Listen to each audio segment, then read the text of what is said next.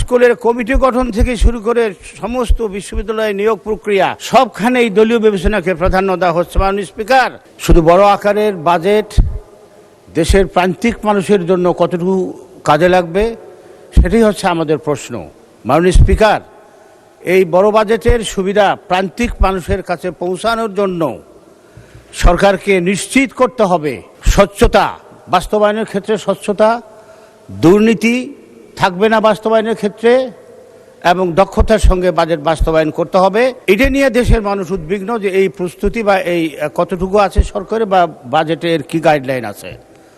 মাননীয় স্পিকার, আপাতত দৃষ্টিতে শিক্ষা, স্বাস্থ্য এবং পাঞ্জাবের জগতে একটি বিশ্বস্ত নাম শাবাব এথনিক ওয়্যার সামাজিক নিরাপত্তা বেষ্টনীর আওতা বৃদ্ধির জন্য বাজেটের অঙ্কের দিক থেকে বৃদ্ধি করা হয়েছে। মাননীয় স্পিকার, গত সপ্তাহে আমরা এই সংসদে মাননীয় শিক্ষামন্ত্রীর কাছে একটা বিবৃতি শুনেছি। তার বিবৃতি অনুযায়ী হাজার হাজার মামলা জটে আমাদের শিক্ষা ব্যবস্থা আজকে জর্জরিত।